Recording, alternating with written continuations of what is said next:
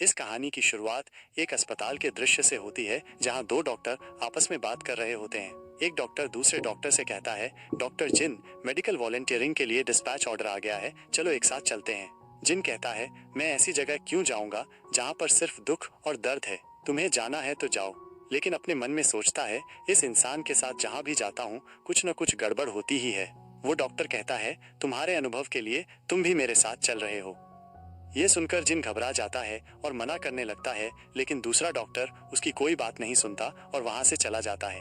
कुछ दिनों बाद हमें सिविल वॉर का दृश्य दिखाया जाता है जहां जिन घायल लोगों का इलाज कर रहा था। वो अपने मन में सोचता है, मैंने नहीं सोचा था कि जहां भी जाऊंगा वहां सिविल वॉर शुरू हो जाएगा।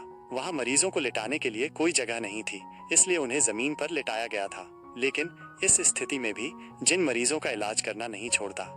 जिन एक व्यक्ति से पूछता है, क्या हमारे पास और कोई हेमोस्टैटिक है, लेकिन जवाब मिलता है, जो भी था वो खत्म हो गया है। यह सुनकर जिन बहुत परेशान हो जाता है।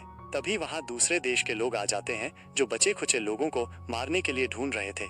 ये देखकर जिन एक महिला और एक बच्चे को लेकर एक कैंप में छिप जाता है। कुछ देर बाद वे लोग जिनके कैंप के पास आ जाते हैं, जिनके हाथों में हथियार होते हैं। ये देखकर जिन और भी घबरा जाता है। फिर वे सैनिक फायरिंग के लिए तैयार हो जाते हैं। उन्हें बचाने के लिए जिन हथियारों के सामने आ जाता है। इसके बाद वे लोग अंधाधुंध फायरिंग करने लगते हैं और सारी गोलियां जिनको लग जाती हैं। इतनी गोलियां लगने के कारण जिनकी हालत बहुत खराब हो जाती है। ये देखकर वो बच्चा जिनको आवाज देने लगता है, लेकिन जिन वहीं पर दम तोड़ देता है। उसकी आंखों में एक अजीब सी उदासी थी। मरने से पहले उसके दिमाग में बस एक ही बात चल रही थी, मैं एक डॉक्टर हूँ। फिर हम देखते हैं कि जिनकी आत्मा किसी और ही आयाम डायमेंशन में पहुंच जाती है। उसे ऐसा महसूस हो रहा था जैसे किसी ने उसे बहुत पीटा हो। उसे बहुत दर्द हो रहा था। उसे लग रहा था कि उसकी आत्मा गहराइयों में गिर रही है। लेकिन तभी उसकी आंख अचानक एक जंगल में खुलती है। जिन अपने मन में सोचता है, मैं आखिर यहाँ कैसे आ गया। तभी उसे एहसास होता है कि वो एक बच्चा बन गया है और उसके हाथों में खून लगा हुआ है। जिन हैरानी से कहता है, मैं मर गया था, फिर बच्चा कैसे बन गया और मैं हूँ कहाँ। इधर उधर देखने के बाद उसे वहाँ कुछ लाशें दिखाई देती हैं। ये देखकर वो चौंक जाता है। ये सब देखकर जिन अपने आप को चुटकी काटकर देखता है और कहता है, ये कोई सपना नहीं है, नहीं कोई फिल्म का सेट है। वहाँ खून की गंध बहुत ज्यादा फैली थी। जिन देखता है कि वहाँ पड़ी लाशों को एक ही वार में काट दिया गया है। उनके घाव अभी भी ताजा थे। देखने से लग रहा था कि उन पर तलवार से हमला किया गया है। उनके कपड़ों को देखकर जिन सोचता है, मैं मुरीम वर्ल्ड में आ गया हूँ। नहीं, ये रेगिस्तान नहीं है, नहीं वो कोरिया जहाँ मैं मरा था। सबसे बड़ी बात, अब मैं एक बच्चे के शरीर में हूँ। वहाँ गाड़ियों वेजन्स में कुछ भी नहीं था। ऐसा लग रहा था कि किसी लुटेरे ने उन पर हमला किया है। उनके शरीर अभी भी कठोर नहीं हुए थे। इसका मतलब ये था कि उनकी मौत को 2 घंटे भी नहीं हुए थे। जिन खुद को संभालते हुए कहता है, मुझे उन लुटेरों के आने से पहले यहाँ से निकलना होगा। जिन वहाँ से जाने लगता है, लेकिन तभी उसे किसी के कराहने की आवाज सुनाई देती है। कोई मदद के लिए पुकार रहा था। आवाज सुनकर जिन अपने मन में सोचता है, क्या अभी भी कोई जिंदा है, मुझे देखना होगा। ये सोचकर जिन उस घायल आदमी के पास चला जाता है। वो आदमी जिन को एक पोटली देते हुए कहता है, क्या तुम इसे मेरी पत्नी को दे दोगे? मुझे मरने से डर नहीं लगता है, लेकिन मेरी पत्नी अभी भी मेरा इंतजार कर रही होगी। जिन उस आदमी की शर्ट को खोल देता है ताकि वो उसके खून को रोक सके। घाव ध्यान से देखने के बाद जिन अपने मन में सोचता है, ये आदमी लक्की है, क्योंकि इतना लंबा घाव होने के बाद भी अंदर कुछ भी गंभीर रूप से प्रभावित नहीं हुआ है। लेकिन उस आदमी का बहुत सारा खून बह चुका था, इसलिए जिन टाँके लगाने के लिए कुछ ढूंढने लगता है। तभी उसकी नजर उस आदमी की पोटली पर जाती है। जैसे ही वो पोटली खोलता है, उसके अंदर से कुछ गोलियां, एक छोटे बच्चे का जूता और एक कपड़े के साथ कुछ सुई धागे निकलते हैं। इसे देखकर जिन खुश हो जाता है और धागे के लिए अपने सिर के बालों का इस्तेमाल करता है। फिर जिन उस आदमी से कहता है, इसे आपको दर्द होगा, लेकिन इस दर्द को आपको सहना होगा। इतना कहने के बाद जिन टाँके लगाना शुरू कर देता है। उस आदमी को दर्द तो होता है, लेकिन वो चुपचाप उसे सह लेता है। थोड़ी देर मेहनत करने के बाद जिन ने सफलतापूर्वक टाँके लगा दिए और कहता है, मैंने टाँके लगा दिए हैं, अब सब ठीक है। इसके लिए वो आदमी जिन को धन्यवाद कहता है। जिन कहता है, मैं आपके घाव को साफ नहीं कर पाया, इसलिए आपको संक्रमण हो सकता है। मैं अभी इससे ज्यादा कुछ नहीं कर सकता। इसके बाद जिन उस आदमी की पट्टी कर देता है और उसके सामान को समेटते हुए कहता है, मैं स्वर्ग में विश्वास नहीं करता, मैं उस पति की इच्छा शक्ति पर विश्वास करता हूँ जिसकी गर्भवती पत्नी घर पर उसकी वापसी का इंतजार कर रही है। आपको वापस जाना होगा। ये कहकर जिन उस पोटली को उस आदमी को वापस कर देता है। शाम होते ही हम देखते हैं कि जिन ने 2 और लोगों की मदद की थी, एक महिला और एक बच्चा। फिर जिन उन लोगों के पास बैठ जाता है क्योंकि वो पूरी तरह थक चुका था। जैसे ही जिन बैठता है उसे ऐसा लग रहा था जैसे शायद और भी लोग जीवित हों, इसलिए वो चेक करने के लिए आगे बढ़ता है।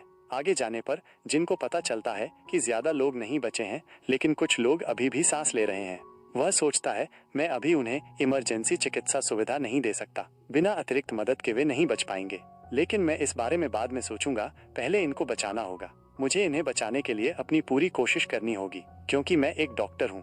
इसके बाद जिन और लोगों को ढूंढने के लिए वहां से निकल जाता है। तभी उसे एक घायल औरत मिलती है जिसका बहुत खून बह चुका था। जिनको पता था कि वो अब उसे नहीं बचा सकता, इसलिए वो हताश हो जाता है। अपने मन में सोचता है, काश मेरे पास अभी इमरजेंसी केयर होता। थोड़ा आगे जाने पर जिन को एक और घायल व्यक्ति मिलता। उसे चेक करने के बाद जिन उसे अपने कंधे पर उठाकर वापस लाने लगता है, जिसमें उसे बहुत दिक्कत होती है, लेकिन जैसे तैसे करके वो उस व्यक्ति को वापस ले आता है।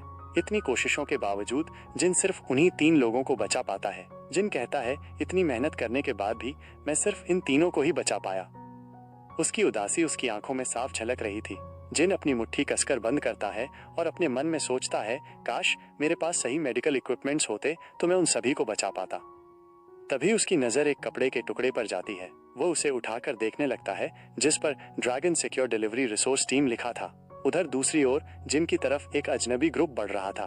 फिर हम वापस जिन को देखते हैं। जिन चौंकते हुए कहता है, लेकिन ऐसी डिलीवरी ग्रुप तो मुरिम नॉवेल्स में था, ये तो सच में मुरिम वर्ल्ड है। फिर वो उन लोगों के कपड़ों को देखकर सोचता है, जिन लोगों को मैंने बचाया है वे सिक्योर डिलीवरी ग्रुप से लग रहे हैं, शायद रेस्क्यू टीम आ सकती है। इसके बाद जिन एक आदमी के पास पड़ी तलवार उठा लेता है और कहता है, शायद मैंने आर्मी में जो कुछ भी सीखा था वो अब मेरे काम आ रहा है। इस तरह जिन जंगल से लकड़ियां तोड़कर लाने लगता है, लेकिन इस छोटी सी शरीर में ये काम उसके लिए बहुत ज्यादा था। कभी वो लकड़ियां लाता तो कभी घायलों को संभालता। इतनी मेहनत के बाद आखिरकार जिन ने एक तंबू बना लिया था। वो अपनी सांसें पकड़ते हुए कहता है, आखिरकार मैंने इसे बना लिया। इसके बाद जिन मरीजों के पास लेट जाता है और निराश होकर कहता है, क्या सच में रेस्क्यू टीम आएगी? जिन ऊहा से जाते हुए कहता है, शायद मुझे इन्हें छोड़कर अकेले ही पहाड़ से नीचे उतरना होगा, इससे पहले कि ये माहौल और भी खतरनाक हो जाए। लेकिन तभी वो रुक जाता है, क्योंकि वो एक डॉक्टर है, इसलिए वो उन लोगों को इस हाल में छोड़कर नहीं जा पाया। वो वहीं बैठ जाता है। जिन बहुत उदास था और अपने मन में सोच रहा था, ऐसा लगता है कि मैं सच में एक डॉक्टर हूँ। मैं पिछली जिंदगी में एक अनाथ था, इसलिए मैं सोचता था कि डॉक्टर बनने के बाद बहुत पैसा कमाऊंगा, जिससे लोग मेरी इज्जत करेंगे। इस सफलता को पाने के लिए न जाने मैंने कितना कुछ झेला है, कितनी कठिनाइयों का सामना किया है, तब जाकर मैं एक डॉक्टर बना था। लेकिन इन सब के बाद भी मेरी मौत कैसे हुई? मैं एक सिविल वॉर में फंस गया, एक बच्चे को बचाने के चक्कर में गोली खा ली और मर गया। तभी उसे ऐसा लगता है कि बाहर भेड़िया है, जिससे वो घबरा जाता है। जिन खुद को दिलासा देते हुए कहता है, ऐसा नहीं हो सकता क्योंकि ये मुरिम वर्ल्ड है, लेकिन अगर यहाँ डाकू हैं तो यहाँ भेड़िए भी हो सकते हैं। फिर जिन रोते हुए कहता है, dragon secure delivery resource team please जल्दी आ जाओ। वह खुद को संभालते हुए कहता है, क्लाउड ड्रैगन सिक्योर डिलीवरी, ये तो मुझे थोड़ा जाना पहचाना सा लग रहा है।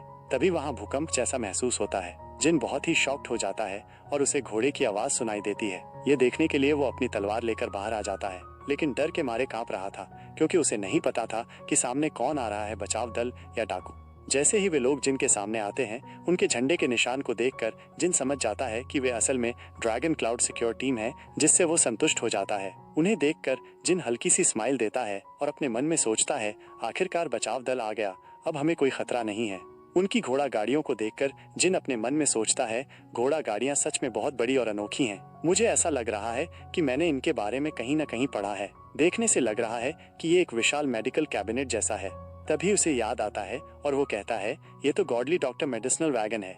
ये मुरिम नॉवल में था। मैं टाइम पास के लिए इसे पढ़ा करता था, इसलिए मेरा साथी डॉक्टर मुझे हमेशा तंग करता था और इस चीज का मजाक उड़ाया करता था। जिन हंसते हुए कहता है, क्या संयोग है, अब मैं उसी वर्ल्ड में आ गया हूँ। तभी वो टीम जिन को देख लेती है और अपने लाड से कहती है, माय लाड, यहाँ पर एक सर्वाइवर है। फिर वे सभी जिन और घोड़ा गाड़ियों की ओर बढ़ते हैं। उनका लाड एक सैनिक से कहता है, जाओ और जीवित लोगों की जांच करो। ये सुनकर सैनिक जिन की ओर बढ़ने लगता है। उसे अपनी तरफ आता देख जिन घबरा जाता है, क्योंकि वो लाड बहुत विशाल था। लाड जिन के सामने बैठ जाता है, जिसे देखकर जिन शॉक्ड हो जाता है। लाड अपनी पहचान देते हुए कहता है, बच्चे, मैं क्लाउड ड्रैगन सिक्योर डिलीवरी का लाड हूँ। मेरा नाम वून यू हायन है। क्या तुम अपना नाम मुझे बताओगे? जिन अपना परिचय देते हुए कहता है, मैं जिन चेओन हूँ। लेकिन मन ही मन वो सोच रहा था, इतना भयानक दिखने के बावजूद ये कितना दयालु है। अब से हम इस लाड को हाईऑन कहेंगे। हायन जिन से कहता है, तुम्हारा नाम अच्छा है, लेकिन इतनी भयानक चीजें देखने के बावजूद भी तुम इतने शांत हो, ये वाकई चौंकाने वाला है। और क्या ये तंबू तुमने बनाया? जिन कहता है, मैंने ये घायल लोगों की देखभाल के लिए बनाया था।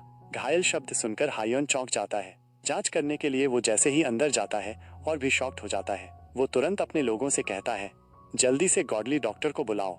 गॉडली डॉक्टर शब्द सुनकर जिन शॉक्ड हो जाता है और अपने मन में सोचता है, क्या अभी उन्होंने गॉडली डॉक्टर कहा? ऐसा नहीं हो सकता। वो हैरानी के साथ पीछे मुड़कर देखता है।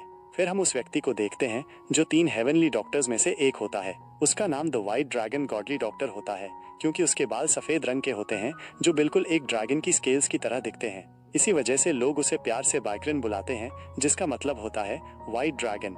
जिन कहता है, कोई इंसान इतना सुंदर कैसे हो सकता है?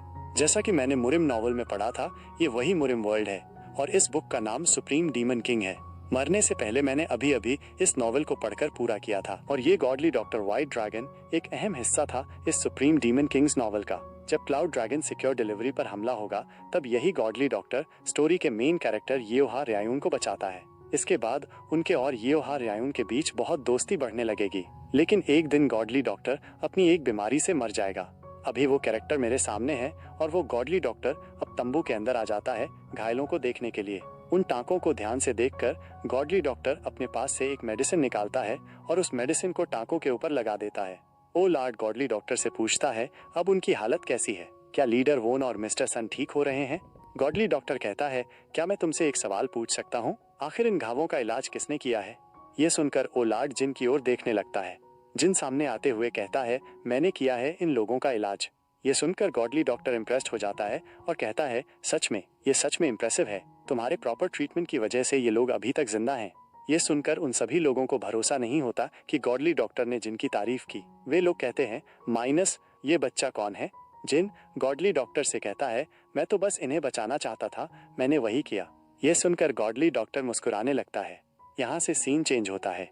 अब हम देखते हैं कि लॉर्ड ऊहा से जाने के लिए तैयार था। वो जिन को ग्रीट करते हुए कहता है, मैं अपनी आधी सेना आपके लिए यहीं छोड़कर जा रहा हूँ। इसके बाद लॉर्ड ऊहा चला जाता है। उसके जाने के बाद जिन जमीन पर बैठ जाता है और अपने मन में सोचता है, लॉर्ड ने मुझसे जाने से पहले एक वादा किया कि एक दिन वो मेरे इस कर्ज को जरूर चुकाएंगे। अब वो मेरे तरफ हैं। क्या मैंने सही किया? यहाँ से सीन फिर चेंज होता है।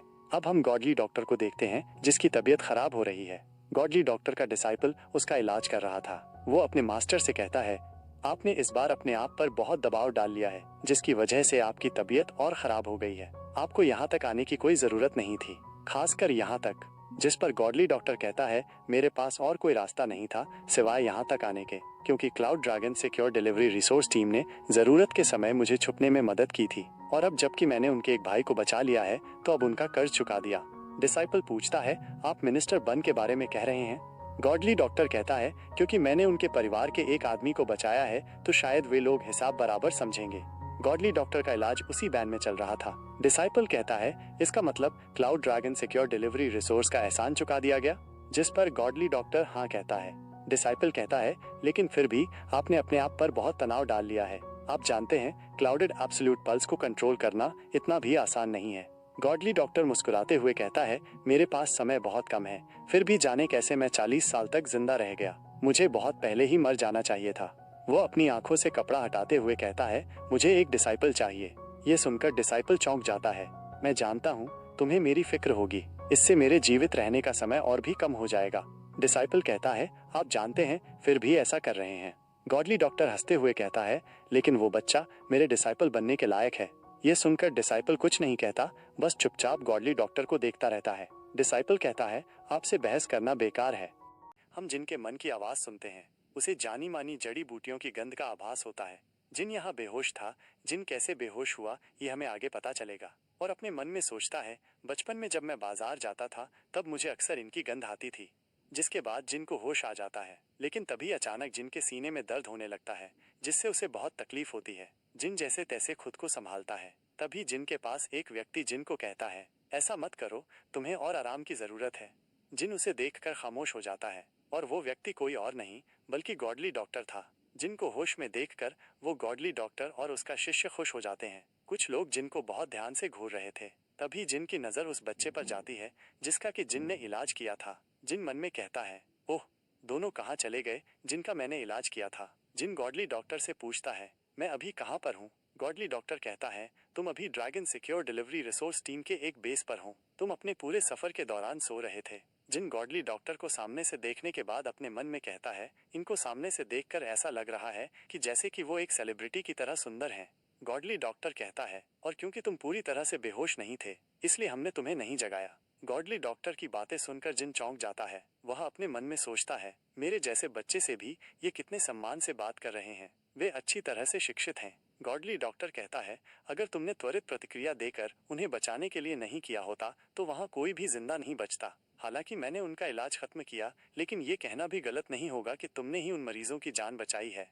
जिसे सुनकर जिन राहत की सांस लेता है। गॉडली डॉक्टर कहता है, इसका कोई विशेष दुष्प्रभाव भी होगा, और cloud dragon secure delivery resource team और नॉवल स्ट्राइब्स दोनों तुम्हारे ऋणी हैं। जिन कहता है, क्या नॉवल स्ट्राइब? गॉडली डॉक्टर कहता है, हाँ, तुम्हें तो याद होगा कि जिन लोगों को तुमने बचाया था उनमें एक औरत थी और उसकी कमर में एक तलवार बंधी हुई थी। वो नॉवल स्ट्राइब की बेटी थी और वो अपने प्रशिक्षण के लिए cloud dragon secure delivery group में काम कर रही थी। अगर तुम वहां नहीं होते तो वो आज जिंदा नहीं होती। जिन अपने मन में सोचता है, नॉवल स्ट्राइब, ये तो एक कबीला है जो नॉवेल्स में बाद में दिखाई देगा। क्या वो नॉवल स्ट्राइब के मुखियाओं में से एक की बेटी है? खैर, मैंने कैसे भी हो एक ऐसे इंसान की जान बचाई है जिसको बचाना जरूरी था। जिन खड़ा होने की कोशिश करने लगता है, लेकिन कमजोरी के कारण वो गिरने लगता है। गिरने से पहले उसका शिष्य जिनको संभाल लेता है और कहता है, तुम्हें सावधान रहना होगा।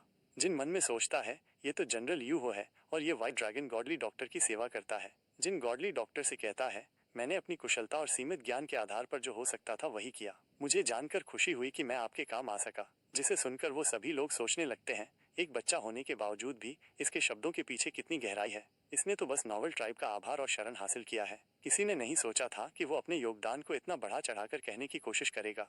गॉडली डॉक्टर अपने पास एक गोली का डिब्बा निकालते हुए कहता है, नॉवल ट्राइब ने अपना आभार प्रकट करने के लिए ये डिब्बा तुम्हारे लिए भेजा है। इसके अंदर एक आंतरिक औषधि है, सबसे पहले इसे तुम ले लो। जिसे सुनकर सभी लोग चौंक जाते हैं, क्योंकि वो गोली 100 साल पुरानी पाइन औषधि थी। यह पाइन का पेड़ एक विशेष जगह पर उगता है, जिस पेड़ को काटकर उसकी जड़ों से जो रस निकलता है उसका उपयोग करके एक मेडिकल बॉल बनाई जाती है। को देखकर मन में कहता है, आखिर ये चीज है क्या जिसे देखकर सभी लोग हैरान हैं। गॉडली डॉक्टर मन में सोचता है, हर कोई और भी हैरान है कि इस पिल को नॉवल ट्राइब ने भेजा है। अगर ये लड़का यहाँ पर नहीं होता तो नॉवल ट्राइब की ये होनहार लड़की गोंग सन यॉन आज जीवित नहीं होती। नॉवल ट्राइब को भरोसा नहीं हो रहा है कि इस बच्चे ने गोंग सन यॉन को बचाया है। इसकी हालत ठीक नहीं थी, इसलिए या फिर उन्होंने मेरे सम्मान के लिए इस मेडिसिन पिल को भेजा है। इस परिमाण का उपहार भी छोटा माना जा सकता है। अन्य लोग स्थिति की गंभीरता को नहीं समझते।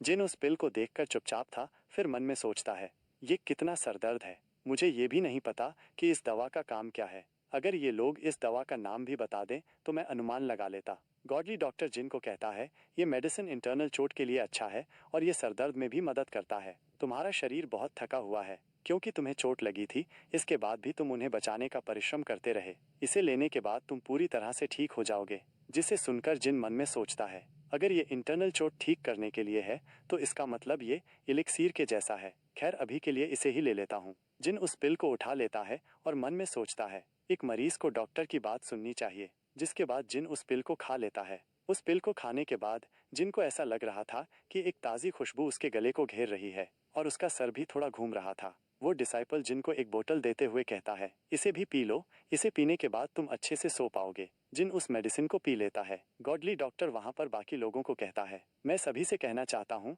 आप सभी यहाँ से चले जाएं क्योंकि अब मरीज आराम करेगा। जिस पर वो सभी नो प्रॉब्लम कहकर चले जाते हैं। उन लोगों के जाने के बाद जिन बिस्तर में सो जाता है। गॉडली डॉक्टर जिन को देखकर मन में सोचता है, उसने मेरी उम्मीद को पार कर दिया है। मुझे अपने ही बेटे को घर पर याद करके शर्मिंदगी महसूस हो रही है। जिनके गहरी नींद में जाने के बाद वो डिसाइपल गॉडली डॉक्टर से कहता है, क्या सच में आप इसको अपना डिसाइपल बनाना चाहते हैं? जिस पर गॉडली डॉक्टर का जवाब हाँ होता है। डिसाइपल कहता है, मुझे यकीन है कोई भी आपका डिसाइपल बनने के लिए इनकार नहीं करेगा, लेकिन मुझे चिंता है। गॉडली डॉक्टर कहता है, मुझे भी चिंता है कि वो इसके लिए मना न कर दे। वो डिसाइपल कहता है, ये आप क्या कह रहे हैं? गॉडली डॉक्टर अपने पास से एक नाइडल निकालते हुए कहता है, शायद कुछ हार्ड वर्क के बाद मैं इसके दिल को जीत लूं। ये देखकर वो डिसाइपल शॉक हो जाता है और कहता है, आप उसके लिए इतना कीमती काम कर रहे हैं। वो गॉडली डॉक्टर उस नाइडल में अपनी एनर्जी डालने लगता है, जिसके बाद इस नाइडल को वो जिन के फॉरहेड में घुसा देता है। वो डिसाइपल कहता है, मुझे नहीं पता कि मैं तुम पर दया करूं या ईर्ष्या। चूंकि मास्टर ने तुम्हें चुना है, इसलिए तुम्हारे पास आसान जीवन जीने की कोई आशा नहीं होगी। फिर हम जिन के सपने को देखते हैं, जिसमें वो एक अज्ञात तितली होता है जो इधर उधर उड़ रहा था, लेकिन तभी एक पागल ने उसे पकड़ लिया और सुइयों से छेद दिया। जिन इसके आजाद होने के लिए चीखने चिल्लाने लगता है। वो मदद के लिए पुकार रहा था। जिन कहता है, मैं तो बस इतना चाहता हूँ कि ये सब कुछ खत्म हो जाए। जिन के ये कहते ही जिन को लाइट दिखाई देता है। इसी के साथ जिन की आंख खुल जाती है। जैसे ही वो खुद को संभालता है, उसे वहां पर बदबू आने लगती है। उसे ऐसा लग रहा था जैसे कोई चीज सड़ रही हो, और ये गंध बहुत ही पेचीदा था। तभी उसे एहसास होता है कि वो तो नंगा है। जिन बहुत जोर से चीखता है। उसकी आवाज सुनकर गॉडली डॉक्टर और उसका डिसाइपल आ जाते हैं। गॉडली डॉक्टर कहता है, तो तुम जाग गए। उन्हें देखकर जिन मन में सोचता है, क्या इसका मतलब वो सारी रात भर मेरा देखभाल कर रहे थे? आमतौर पर ये सभी काम नर्स या नौकरों का होता है। गॉडली डॉक्टर जिनका चेकअप करने के बाद कहता है, यह आश्चर्य की बात है कि ज्यादा मैला क्यूई इकट्ठा नहीं हुआ। तभी जिन को एहसास होता है कि उसकी पीठ पर कुछ चिपचिपा सा है। वो पूरी तरह से चौंक जाता है और कहता है, ये किसी तरल चीज की तरह नहीं है, बल्कि लग रहा है जैसे कि ये कोई सूखा हुआ रबर का टुकड़ा है। गॉडली डॉक्टर कहता है, देखने से तुम ठीक लग रहे हो। क्या तुम्हें तुम्हारे शरीर पर कुछ अजीब महसूस हो रहा है? जिसे सुनकर जिन कहता है, नहीं, बल्कि मुझे ऐसा महसूस हो रहा है कि मेरा शरीर पूरी तरह से हल्का हो गया है। जिन गॉडली डॉक्टर को देखने के बाद फिर मन ही मन उसकी तारीफ करने लगता है कि वो कितना सुंदर है। गॉडली डॉक्टर जिनसे कहता है, उस स्थिति में मैं तुमसे कैजुअली बात करूंगा, जिसके लिए जिन भी मान जाता है। गॉडली डॉक्टर जिन की पीठ को छूकर चेक करने लगता है। जिन गॉडली डॉक्टर से पूछता है, आप मेला क्यूई के बारे में कुछ कह रहे थे, वो क्या है? मुझे लग रहा है आप मेरे इंटरनल चोट का इलाज कर रहे हैं। गॉडली डॉक्टर कहता है, जब मैं वहां था तब मैंने बोन रीस्ट्रक्चरिंग प्रक्रिया का इस्तेमाल किया था। अगर तुम किसी को ये मार्शल आर्ट सीखना चाहते हो तो तुम्हें कम से कम ये काम तो जरूर करना होगा। जिसे सुनकर जिन मन में सोचता है, मुरिम उपन्यास में एक क्लासिक और हाई लेवल प्रक्रिया है, जिससे तुम्हारे शरीर के अंदर जितने भी इम्प्योरिटीज और टॉक्सिक हैं, उन्हें तुम्हारे शरीर से बाहर निकाल दिया जाता है। इसे ही बोन रीस्ट्रक्चरिंग प्रक्रिया कहते हैं। इसका मतलब उन्होंने मेरे ब्लड वेसल्स को ठीक कर दिया है और उन्होंने कहा कि मैं जल्द ही मार्शल आर्ट सीखूंगा। जिसके बाद वो शिष्य जिन को साफ करने लगता है। जिसके बाद वो शिष्य जिन को गोद में उठाकर ले जाने लगता है। जिन मन में सोचता है, वो प्रक्रिया किसी और ने नहीं बल्कि व्हाइट ड्रैगन गॉडली डॉक्टर ने की है। इसका मतलब सामान्य डॉक्टर के जांच से अलग होगा।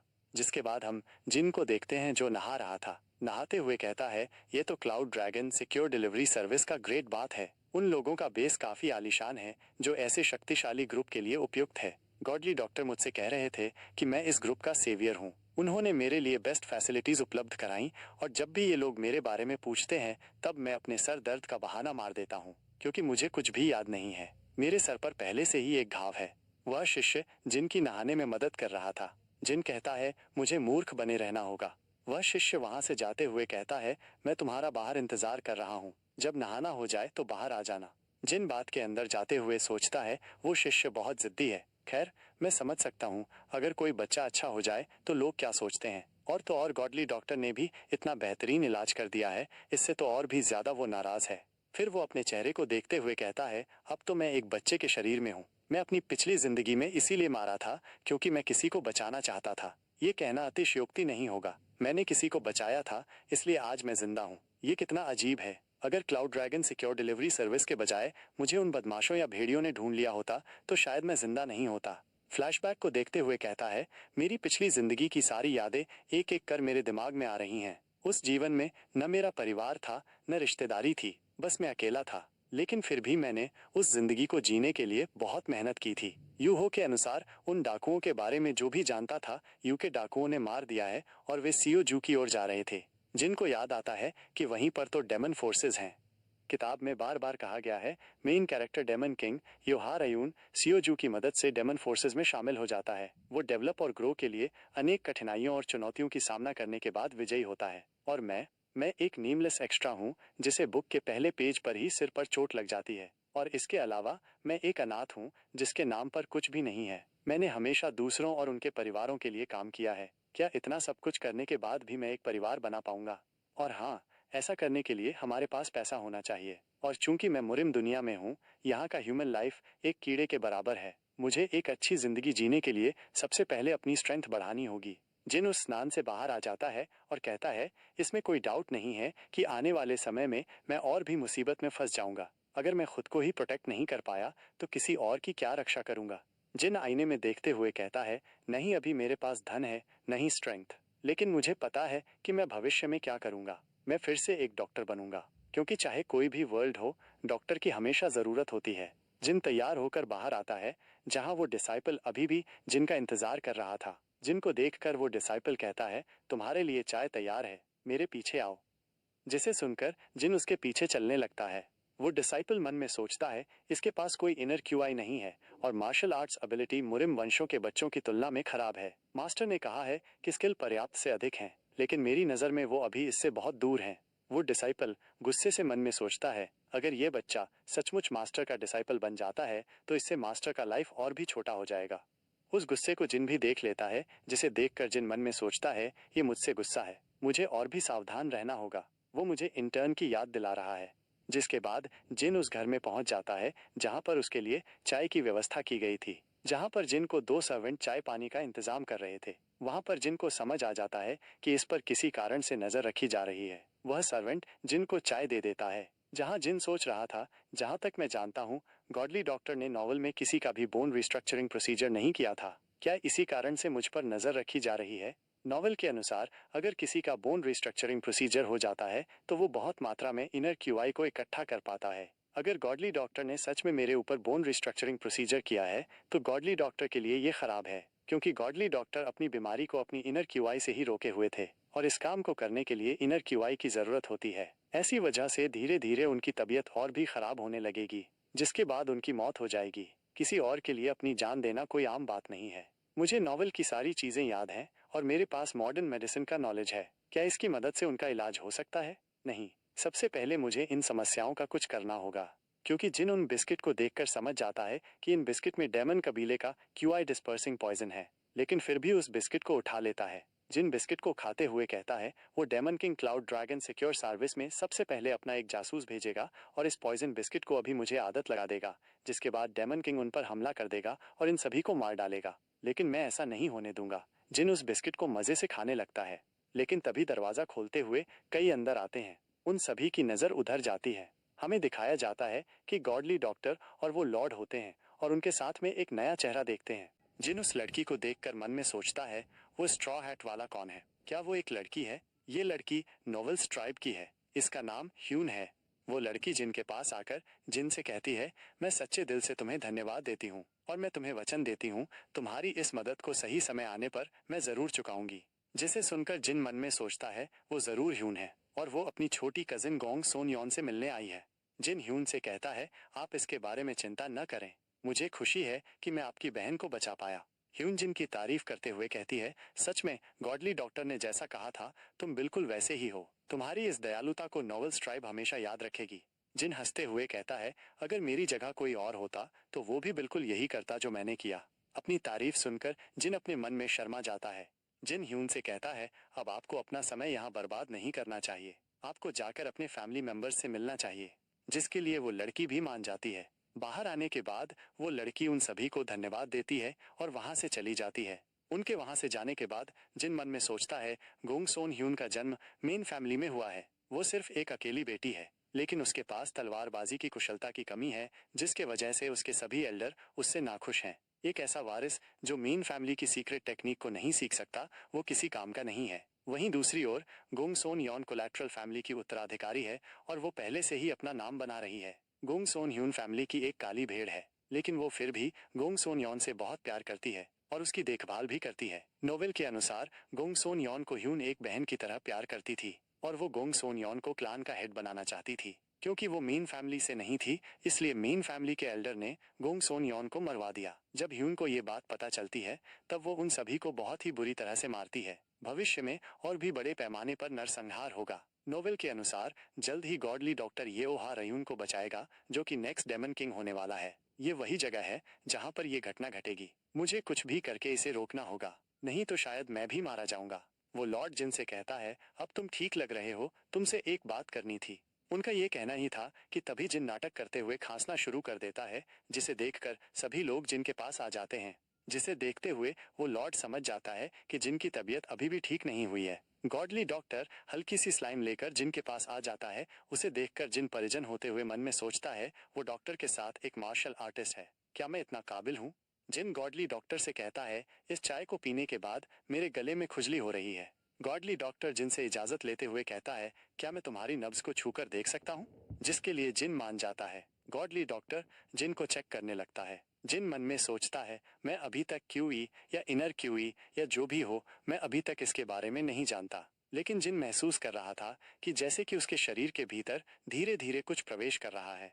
कुछ महसूस करने के बाद गॉडली डॉक्टर जिन के हाथ को छोड़ देता है और जिन से कहता है, तुम्हारा इनर क्यूई बिखर गया है। इनर क्यूई सुनकर वो लॉर्ड चौंक जाता है और कहता है, लेकिन ये बच्चा तो कोई भी मार्शल आर्ट नहीं सीख सकता था। गॉडली डॉक्टर कहता है, नॉवेल्स ट्राइब ने जो मेडिसिन पिल भेजा था उसके वजह से, और मैंने बोन रिस्ट्रक्चरिंग जब कर रहा था तब मैंने उसके बोन में थोड़ी मात्रा में इनर क्यूई डाल दिया था। वो लॉर्ड कहता है, लेकिन इस बच्चे ने तो कोई भी मार्शल आर्ट को नहीं सीखा था, तो इसने उस एलेक्सिर को कैसे एब्जॉर्ब किया? क्या ये मुमकिन है? गॉडली डॉक्टर मन में सोचता है, अगर बाहर किसी को ये बात पता चल जाए तो तब बहुत से लोग मेरे घर की ओर आने लगेंगे जिनके बच्चे मार्शल आर्ट नहीं सीख पा रहे हैं, और वे लोग अपने बच्चों को ठीक करने के लिए कहने लगेंगे। और कहता है, मैं cloud dragon secure delivery service का एक बहुत बड़ा ऋणी हूँ। अगर आपको याद है तो ये बच्चा जल्द ही मेरे पास मार्शल आर्ट को सीखेगा। वो लॉर्ड कहता है, सच में आपकी मेडिकल स्किल बहुत अद्भुत है। अपनी तारीफ सुनकर वो गॉडली डॉक्टर शर्मा जाता है। उन्हें देखकर जिन मन में सोचता है, जैसा कि गॉडली डॉक्टर से उम्मीद किया जा सकता है, यहाँ तक कि लीडर के पोते पर भी विचार करना। सचमुच इस एरा का एक गॉडली डॉक्टर है। गॉडली डॉक्टर चाय और बिस्किट देखते हुए कहता है, ऐसा लगता है इन बिस्किट और चाय के अंदर इनर क्यूई को बिखरने का पॉइजन है, जिसके वजह से इसका इनर क्यूई बिखर गया है। इनर क्यूई को फैलाने वाला पॉइजन का नाम सुनकर चौंक जाता है और कहता है, आखिर इस तरह का पॉइजन इस बच्चे को कौन दे सकता है? Cloud dragon secure delivery service कभी भी इस तरह का व्यवहार नहीं करेगा। गॉडली डॉक्टर कहता है, महत्वपूर्ण ये नहीं है कि ये किसने किया है, बल्कि उन्होंने ऐसा क्यों किया होगा।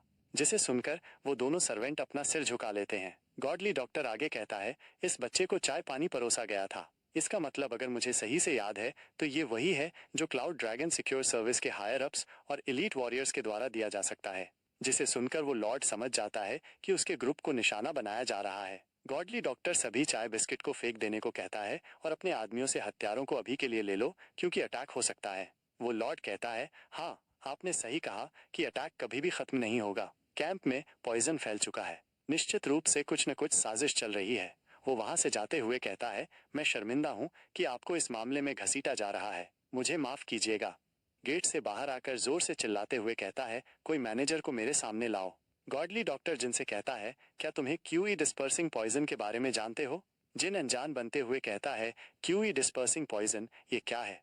और मन में सोचता है, एक ऐसा पॉइजन जो इनर क्यूई को फैलाने का काम करता है। नहीं, इसका कोई सेंट है और नहीं ही कोई गंध। बिस्किट को खाने के बाद भी इसका टेस्ट का पता नहीं चला। उनमें से एक बिस्किट जहरीला था, जिसके वजह से मैं भी पॉइजनिंग हो गया। ये जरूरी था। हम एक छोटे से फ्लैशबैक को देखते हैं। जिन कहता है, मेडिसिन को ग्रो करने के लिए सैक्रिफाइस की जरूरत होती है। जब मैं पीछे मुड़कर देखता हूँ, मैंने कुछ बेकार खांसी और कॉलेजेस को ह्यूमन गिनी पिग्स में बदल दिया, ताकि मैं नसों को ढूंढने का प्रैक्टिस कर सकूं। फिर वो एविल की तरह हंसते हुए कहता है, प्रोग्रेस तो प्रोग्रेस ही होता है, चाहे वो कितना ही बड़ा या छोटा ही क्यों न हो। मुझे अपने आप पे पूरा भरोसा है, मैं आराम से जहर पी सकता हूँ। गॉडली डॉक्टर कहता है, अगर जांच के बाद हमें कुछ भी मिल जाता है तो क्लाउड ड्रैगन सिक्योर सर्विस के लोग या मैं नहीं बल्कि तुम भी बच गए हो। और मन में सोचता है, मुझे बच्चे पर दबाव डालना अच्छा नहीं लग रहा है। कहता है, ये सब खत्म होने के बाद चलो साथ में बैठकर बातचीत करते हैं। जिसे सुनकर जिन कुछ देर गॉडली डॉक्टर को देखता ही जाता है, जिसके बाद जिन के चेहरे के ऊपर एक एविल स्माइल आ जाता है, क्योंकि जिन को पैसे कमाने का मौका मिल गया था। जिन कहता है, एलेक्सिर या मार्शल आर्ट्स, मैंने इनके बारे में कुछ भी नहीं जानता, लेकिन मुझे सिर्फ पैसा चाहिए। मैं इस सोने की खान में अकेला फंस गया हूँ। मुझे यहाँ से जितना हो सके उतना पैसा निकालना होगा। जिन कहता है, मुझे ये भी याद नहीं है कि मैं कहाँ से हूँ और मैं कौन हूँ। मेरा परिवार कहाँ है मैं नहीं जानता। मुझे आप जैसा एक दयालु व्यक्ति देख रहा है, मेरे लिए यही काफी है। जिसे सुनकर गॉडली डॉक्टर मन में सोचता है, मैं जैसा चाहता था ये तो उससे भी अच्छा हुआ। ओ लॉर्ड जिन के सिर पर हाथ रखते हुए कहता है, चिंता मत करो, चाहे मैं ऐसा नहीं दिखता हूँ, पर अभी भी मैं क्लाउड ड्रैगन सिक्योर सर्विस का लीडर हूँ। तुम यहाँ के उद्धारक हो, मैं सुनिश्चित करूंगा कि तुम्हें कोई भी दिक्कत ना हो। तभी गॉडली डॉक्टर इस लॉर्ड के कंधे के ऊपर हाथ रखता है और कहता है, नहीं। ओ लॉर्ड कहता है, गॉडली डॉक्टर, मुझे पता है कि आपने इस बच्चे के ऊपर बोन रीस्ट्रक्चरिंग प्रोसीजर किए हैं, लेकिन तभी वो गॉडली डॉक्टर के चेहरे को देखकर चुप हो जाता है, क्योंकि गॉडली डॉक्टर के चेहरे पर एक अजीब मुस्कान थी। वो लाड कहता है, मैं तो ये भी नहीं जानता कि आप किस बात पर ना बोल रहे हैं। यहाँ से हमारा दृश्य बदलता है और हमें रात का दृश्य दिखाया जाता है, जहाँ कुछ हत्यारे क्लाउड ड्रैगन सिक्योर सर्विस में चुपचाप घुस रहे थे, जहाँ सभी लोग सो रहे थे। वे चुपचाप अपना काम कर रहे थे, जहाँ बहुत ही शांति थी। उन हत्यारों के नेता को लग रहा था जैसे उनके जासूसों ने जहर के साथ साथ नींद की दवा भी उन सभी लोगों को पिला दी है। लेकिन चुपचाप उन हत्यारों को कोई देख रहा था। ये और कोई नहीं बल्कि क्लाउड ड्रैगन सिक्योर सर्विस का नेता था। वह लॉर्ड अपने लोगों को तुरंत हमला करने के लिए कह देता है, जिसे सुनकर वे सैनिक अपने हाथों में मशाल लेकर उन हत्यारों का पीछा करने लगते हैं। इस आवाज को सुनकर वे हत्यारे चौंक जाते हैं और पीछे मुड़कर देखते हैं। तभी उन हत्यारों के नेता को महसूस होता है जैसे उसके पास कोई खड़ा है और उसकी तलवार उसकी गर्दन के पास है, और हम देखते हैं कि ये वो लॉर्ड होता है जिसने अपनी तलवार उन हत्यारों के नेता की गर्दन के ऊपर रखी थी। उन हत्यारों का नेता लॉर्ड से पूछता है, तुम्हें कैसे पता चला कि हम यहाँ आने वाले हैं? लॉर्ड कहता है, जब तक गॉडली डॉक्टर हमारे साथ है, तुम्हें क्या लगता है तुम लोग हमें जहर दे दोगे? और कहते हैं, तुम्हें किसने भेजा है? हत्यारों का नेता कहता है, गॉडली डॉक्टर अप्रत्याशित था। ठीक है, मैं तुम्हें बताता हूँ। हम इतना कहने के साथ ही वो उस लॉर्ड पर हमला कर देता है। वो लॉर्ड भी इसके लिए तैयार था। वो लॉर्ड भी इसके जवाब में हमला कर देता है। अपनी येलो एम्परर स्वॉर्ड तकनीक से उनके हमले को रोक देता है, लेकिन फिर से उस हत्यारे ने हमला कर दिया था। जो हमला उस लॉर्ड के चेहरे के पास से निकल जाता है, जिसके बाद वो लॉर्ड उस तलवार को पलट देता है। फिर वो लॉर्ड उस नेता के ऊपर हमला कर देता है, जिसे उस नेता ने जैसे ही रोका, वहां पर एक धमाका होता है। तभी उस लॉर्ड को अपने हाथ पर कुछ महसूस होता है, जैसे उसे चोट लगी है। वो चौंकते हुए कहता है, ये तो वैम्परिक घोस्ट स्वॉर्डमैनशिप है। इसका मतलब तुम डेमोन फोर्सेस का एक हिस्सा हो। जिसे सुनकर वो हत्यारों का नेता अपनी डेमोनिक एनर्जी को अपनी तलवार में डालने लगता है। फिर उसी वैम्परिक घोस्ट स्वॉर्डमैनशिप से उस लॉर्ड के ऊपर हमला कर देता है, जिसके जवाब में वो लॉर्ड अपनी येलो एम्परर स्वॉर्ड तकनीक से हमला करता है। उनके हमले जैसे ही आपस में टकराते हैं, वहां पर एक जोरदार धमाका होता है।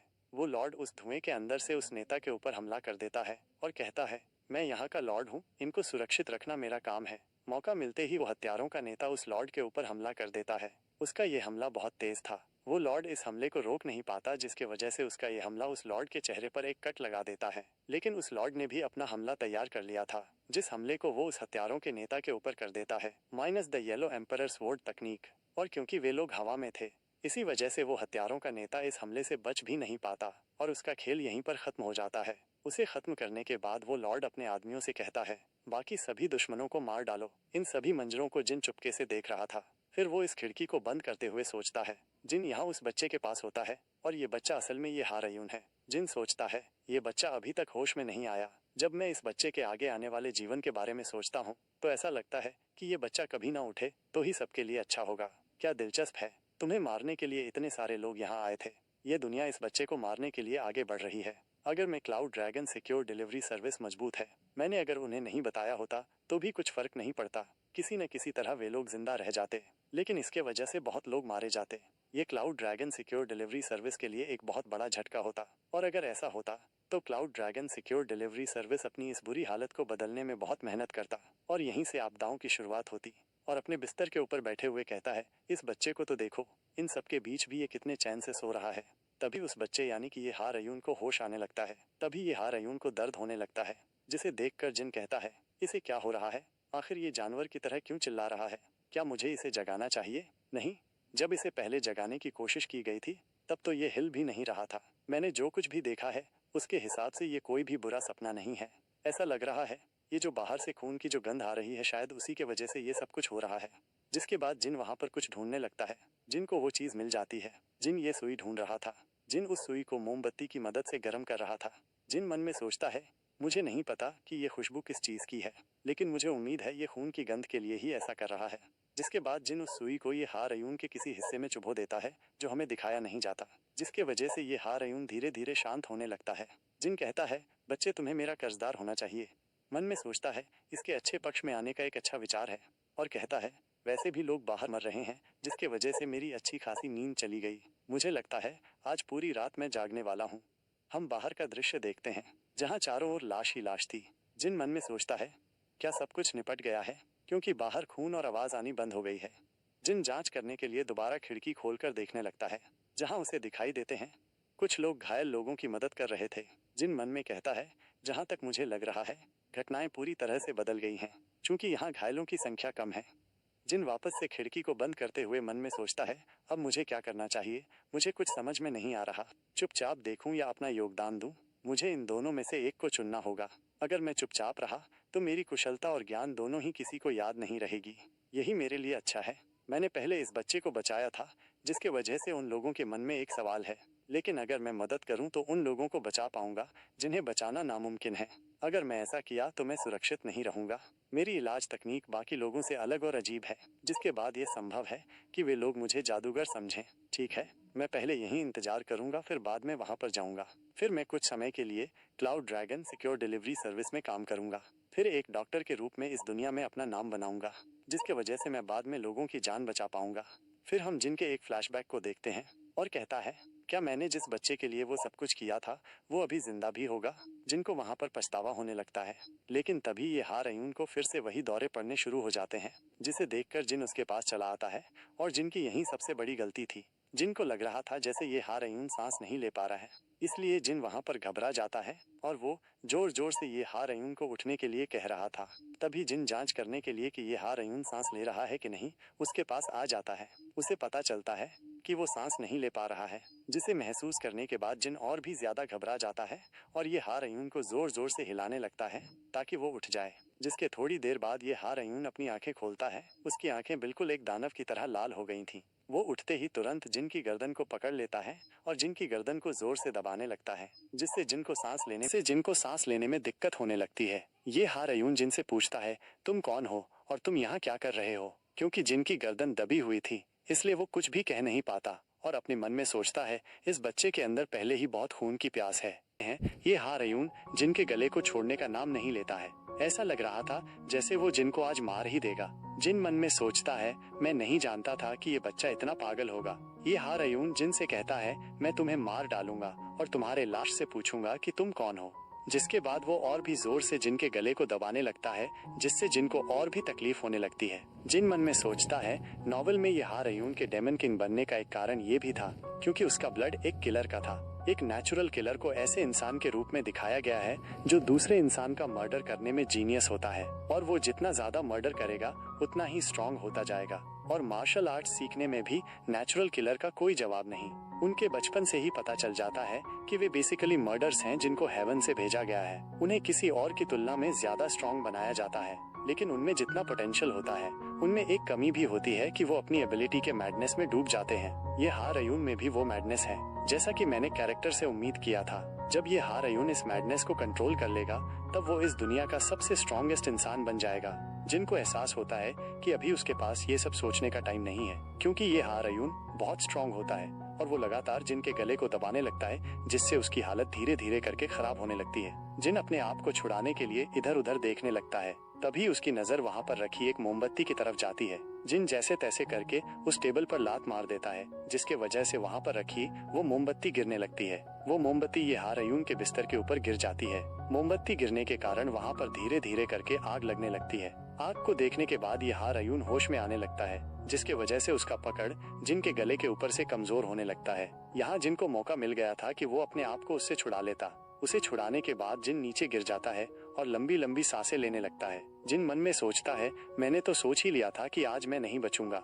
जिन अपने आप को संभाल ही रहा था कि वो देखता है ये हारयून वहाँ पर उठने लगता है, जिसके बाद ये हारयून और भी बरसर्क होने लगता है। जिन कहता है उसकी आंखें जैसी नॉवल में थी उसी तरह और भी लाल हो गई हैं। जितना ब्लड को बहाया जाएगा वो उतना ही दूसरों की बर्बादी की ओर बढ़ता जाएगा। मुझे सबसे पहले उसकी मैडनेस को किसी तरह शांत करना होगा। जिन उसे शांत करने के लिए रास्ता ढूंढ ही रहा था कि तभी ये हारयून जिन के ऊपर अटैक कर देता है। इस बार ये हारयून बिल्कुल एक डेमन की तरह लग रहा था। तभी जिन जोर से कहता है, गोंगहो का फेवर और ग्रज एक ही सिक्के के दो पहलू हैं। जिसे सुनकर ये हारयून शांत होने लगता है। वो धीरे धीरे अपने आप को कंट्रोल करने लगता है। जिन चैन की सांस लेते हुए मन में कहता है, चलो आखिरकार ये काम किया, वो शांत होने लगा है। जिसे सुन ये हारयून अपने एक छोटी सी फ्लैशबैक में चला जाता है, जहाँ पर वो अपनी माँ के पास बैठ के रो रहा था जो मरने के हालत में थी। उसकी माँ भी सेम बात को कहती है, रयून, गोंगहो का फेवर और ग्रज एक ही सिक्के के दो पहलू हैं। चाहे वो एक एहसान हो या दुश्मनी, दोनों ही ब्लड बाउंड के लिए मजबूर हैं। इसीलिए इन दोनों से दूर रहना। मरने से पहले उसकी माँ ने ये कहा था। जिन भी यही सब सोच रहा था। जिन मन में कहता है, मैंने आपका जीवन अलग तरह से जिया है। ये हा रयून के पास सिर्फ उसकी माँ ही एक ब्लड रिलेटिव थी, जो अब नहीं है। ये हा रयून चुपचाप खड़ा था। जिन मन में कहता है, जैसा मैं चाहता था बिल्कुल वैसा ही हो रहा है। मैं जानता था कि उसकी माँ ने मरने से पहले जो कहा था, अगर मैं भी वो कह दूं तो वो शांत हो जाएगा। जिन ये हा रयून के कंधे पर हाथ रखते हुए कहता है, तुम्हें क्या लगता है अगर तुम डेमन फोर्सेस में शामिल हो जाओगे तो क्या तुम सेफ रहोगे? अगर तुम ब्लड पैरासाइट को अपने अंदर ले लोगे तो तुम बस उनका एक कठपुतली बनकर रह जाओगे। ये हा रयून। जिसे सुनकर ये हा रयून जिन के हाथ को झटक देता है और सीरियस टोन में कहता है, तुम्हें इन सब के बारे में कैसे पता है? जिन बेड के ऊपर बैठे हुए कहता है, ये जानना जरूरी नहीं कि मैं इन सब के बारे में कैसे जानता हूँ, बल्कि तुम डेमन फोर्सेस के बारे में क्या जानते हो। तुम चाहो तो मैं तुम्हें सिखा सकता हूँ। डेमन फोर्सेस में शामिल होने के लिए तुम्हें ब्लड पैरासाइट को लेना होगा। इसके अलावा कोई रास्ता नहीं है। जिन उसकी तरफ अपना हाथ बढ़ाते हुए कहता है, इसमें तुम्हारे पास कोई भी एक्सेप्शन नहीं होगा, चाहे तुम जो भी हो। जिसे सुनकर ये हा रयून की बोलती बंद हो जाती है। जिन मन में सोचता है, ब्लड पैरासाइट, ये पैरासाइट शरीर के अंदर रहता है और उस शरीर को धीरे धीरे खोखला करता जाता है। इससे होस्ट को हर 10 दिन बाद एक मेडिसिन पिल लेनी होती है ताकि वो उस पैरासाइट को शांत कर सके, और ये हर डेमन फोर्सेस के लोगों को दी जाती है। लेकिन यदि मेडिसिन पिल को अगर सही समय पर ना लिया जाए तो ये पैरासाइट होस्ट के शरीर के अंदर अंडे दे देता है, जो अंत में फट जाते हैं। जिन ये हा रयून से कहता है, अगर मैं तुमसे कहूँ, मैं जानता हूँ कि इस ब्लड पैरासाइट को कैसे शरीर से बाहर निकाला जाता है, मुझे वो तरीका पता है। जिसे सुनकर ये हा रयून जिन से कहता है, तुम कौन हो और इन सब के बारे में कैसे जानते हो? जिन सीरियस फेस बनाते हुए कहता है, इससे फर्क नहीं पड़ता कि मैं कौन हूँ या मैं इन सब के बारे में कैसे जानता हूँ, मुझे पता है कि तुम्हें क्या चाहिए। जिसके बाद वो दोनों ही एक दूसरे को घूरने लगते हैं। वहाँ पर आग और भी बढ़ने लगता है। ये हा रयून जिनसे पूछता है, क्या तुम भी चर्च के पीछे हो? तुम किस क्लैन से हो? जिसे सुनकर जिन मन में सोचता है, लगता है उसने मुझे एट ग्रेट डेमोनिक क्लैन में से एक का मेंबर समझ लिया है। इसमें कोई आश्चर्य की बात नहीं है। उन क्लैन के मेंबर्स के बारे में कहा जाता है कि वे अक्सर मिशन पर जाते हैं और अंडरकवर काम करते हैं। मुझे लगता है कि अभी चीजों को क्लियर करने की कोई जरूरत नहीं है। जिन कहता है, क्या ये ऑब्वियस नहीं है इस फैक्ट से कि एक छोटा सा बच्चा वैगन पर अकेला था और उसके साथ कोई भी एडल्ट नहीं था। जिसे सुनकर ये हा रयून चौंक जाता है। जिन दरवाजा बंद कर देता है ताकि कोई भी अंदर ना आ पाए। जिसे देखकर ये हा रयून भी चौंक जाता है और जिनसे पूछता है, ये तुम क्या कर रहे हो? जिन कहता है, मुझे उम्मीद है कि इससे तुम्हें अपने दिमाग को बदलने में मदद मिलेगी। तभी बाहर से आवाज आने लगती है, यहाँ आग लगी है, कोई यहाँ आओ, अंदर एक मरीज और एक बच्चा है। तभी जिन अपना चाल चलता है और ये हा रयून से कहता है, तुम मेरा साथ दोगे या यहीं मरोगे? ये हा रयून कहता है, मैं तुम्हें मार कर भी यहाँ से जा सकता हूँ। जिन हंसते हुए कहता है, क्या सच में? तुम पहले ही मुझे मारने की कोशिश कर चुके हो और उसका निशान अभी भी मेरे गले। अगर मैं चिल्लाकर कह दूं कि तुम एक जासूस हो तो बाहर खड़े लोग किस पर विश्वास करेंगे? ये बात तो तुम अच्छे से समझते होगे। ये हा रयून चुपचाप जिनकी बातों को सुन रहा था। फिर जिन से कहता है, मुझे याद है जब मैं बेहोश हो गया था तब तुमने ही मुझे उठा कर ले गए थे और मेरा इलाज किया था। मुझे लगा था कि वो एक सपना है क्योंकि मैं चेतना के अंदर और बाहर भटकता रहा। मुझे अब लग रहा है कि तुम्हारे कुछ और भी इरादे थे। जिन कहता है, अभी ये सब छोड़ो, तुम क्या करना चाहते हो? और मन में सोचता है, मुझे नहीं पता था कि तुम ही वो होने वाले डेमन किंग हो और मैंने तुम्हें इसीलिए बचाया था क्योंकि तुम एक पेशेंट थे जिसे इलाज की जरूरत थी। जिन कहता है, जल्दी से कहो जो कहना चाहते हो क्योंकि ये कमरा जल्दी धुएं से भर जाएगा। जिसे सुनकर ये हा रयून ना चाहते हुए भी मान जाता है। वो जिन के साथ मिलकर काम करने के लिए तैयार था। इस तरह जिन ये हा रयून को अपने साथ काम करवाने के लिए मना लेता है। तभी वो लोग उस दरवाजे को तोड़ देते हैं और उन्हें बचाने के लिए अंदर चले आते हैं। उन्हें देखकर जिन डरने का नाटक करने लगता है और उनके गले लग जाता है और रोने का नाटक करने लगता है। उन लोगों को लग रहा था बाहर जब उन लोगों की फाइट हो रही थी तब इस बच्चे ने अंदर से दरवाजे को बंद कर दिया होगा और उसे नहीं पता था कि इस दरवाजे को कैसे खोला जाता है। जिसे देखकर ये हा रयून स्पीचलेस हो जाता है। जिन हल्की सी मुस्कान के साथ ये हा रयून की तरफ देखता है। यहाँ सीन चेंज होता है और हम फाइटिंग एरिया सीन देखते हैं जहाँ कुछ लोग अपने घायल साथियों की मदद कर रहे थे। सबसे पहले उन लोगों का इलाज किया जा रहा था जो लोग गंभीर रूप से घायल थे। सभी लोग किसी की तारीफ कर रहे थे। वो लोग चौंके हुए थे। उन्हें विश्वास नहीं हो रहा था कि किसी इंसान की आंतों को स्वच्छ करने पर वो जीवित रह पाएगा। ये दूसरा व्यक्ति कहता है, लगता है ये वही मेडिकल प्रोसीजर है जिससे आज लीडर वून जिंदा है। ये तो सचमुच कमाल का है। और हम देखते हैं जिसकी तारीफ हो रही थी वो जिन था जो वहां पर लोगों की मदद करने के लिए पहुंच गया था।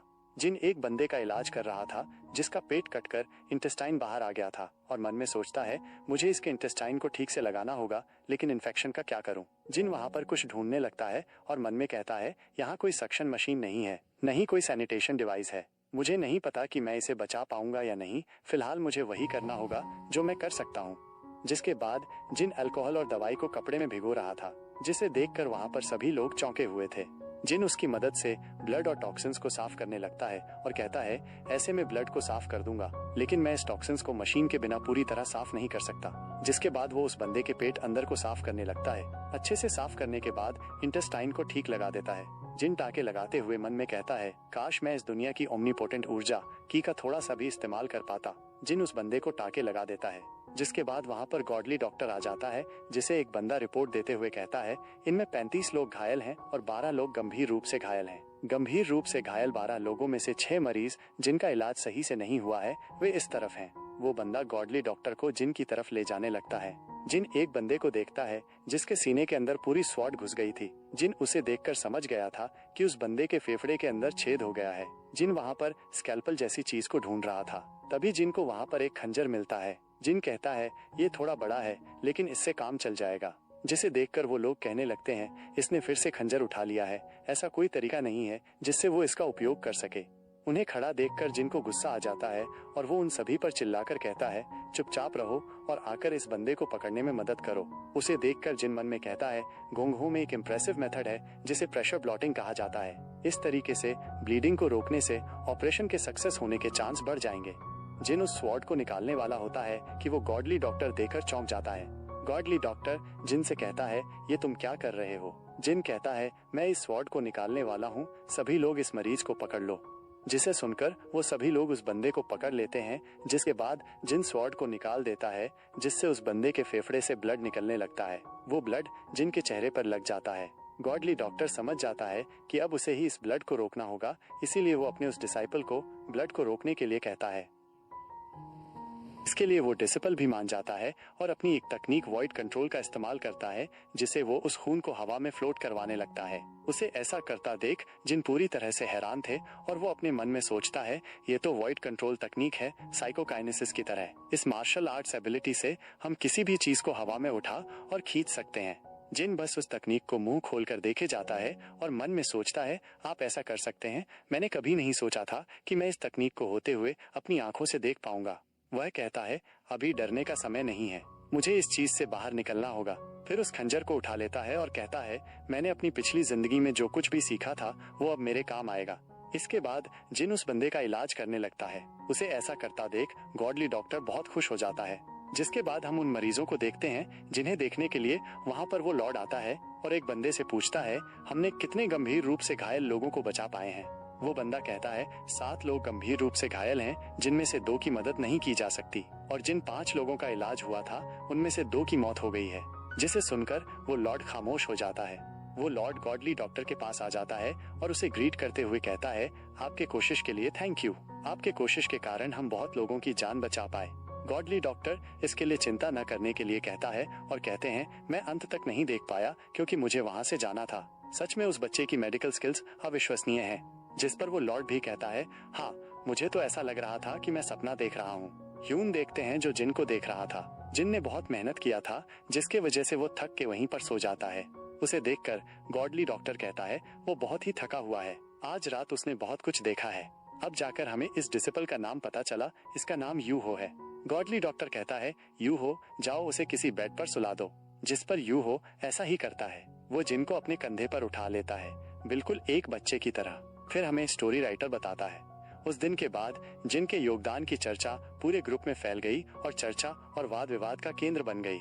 जिसके बाद हम सुबह का सीन देखते हैं जहाँ कुछ लोग आपस में बात कर रहे थे।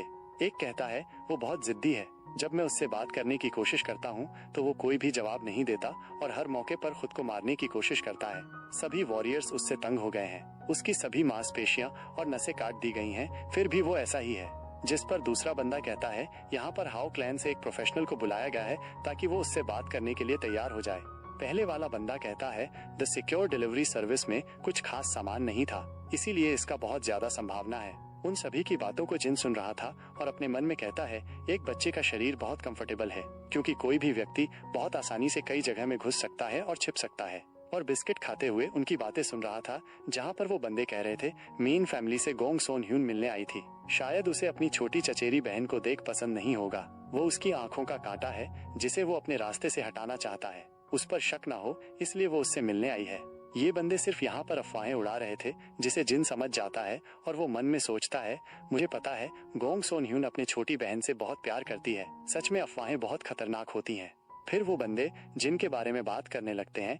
क्या वो बच्चा ठीक है? उसके गले के ऊपर किसी के हाथ का निशान था। सुनने में आया है कि वो ठीक है। उसके साथ एक और बच्चा वहाँ पर था, शायद वो काम उस दूसरे बच्चे का हो। फिर वो बंदे जिनकी तारीफ करने लगते हैं और कहते हैं इस बच्चे ने हमें ग्रुप के लिए बहुत कुछ किया है। हमारे लॉर्ड भी उससे बहुत खुश हैं और साथ में गॉडली डॉक्टर भी। वो बंदे बात करते करते वहां से जा रहे थे। उन्हें जाता देख जिन मन में सोचता है इन सभी को लग रहा है उस वैगन वाले हमले के पीछे गोंग सोन ह्यून का हाथ था और अपनी चचेरी छोटी बहन को मारने का ऑर्डर उसी ने दिया था। गोंग सोन ह्यून अंत तक खुद को सही ठहराने की कोशिश नहीं करेगी, बल्कि उसने तो शायद अपनी चचेरी बहन के ऊपर हमला करने वाले को ढूंढना शुरू कर दिया होगा। जिन ये सब कुछ सोच रहा था कि तभी वहां पर कोई आ जाता है, जिसे देखकर जिन चौंक जाता है। वो बंदा ये हा रयून था। ये हा रयून गुस्से से जिन से कहता है मैं सोच रहा था तुम कहाँ चले गए, आखिरकार मैंने तुम्हें ढूंढ ही लिया। जिसके बाद हम cloud dragon secure delivery service के मेंशन का बाहर का सीन देखते हैं, जहाँ पर जिन और ये हा रयून बाहर बात करने के लिए आए थे। ये हा रयून जिन से पूछता है तुम्हें मुझसे क्या चाहिए। जिन पत्थर के ऊपर बैठते हुए कहता है मुझे तुमसे कुछ भी नहीं चाहिए। मेरा मतलब मैंने तुम्हारा इलाज तब किया था जब तुम मरने की हालत में थे। क्यूई डिस्पर्सिंग पॉइजन को और हमले की भविष्यवाणी का खुलासा मैंने ही किया था। इसके अलावा मैंने उस माहौल में भी तुम्हारा देखभाल करना नहीं छोड़ा, जिसके वजह से आज तुम पूरी तरह ठीक हो। जिन अपने गले के निशान को दिखाते हुए कहता है बदले में मुझे क्या मिला ये। जिन के बातों को सुनने के बाद ये हा रयून जिन के बातों में जाता है और कहता है तुमने कहा था कि तुम एक सौदा करना चाहते हो।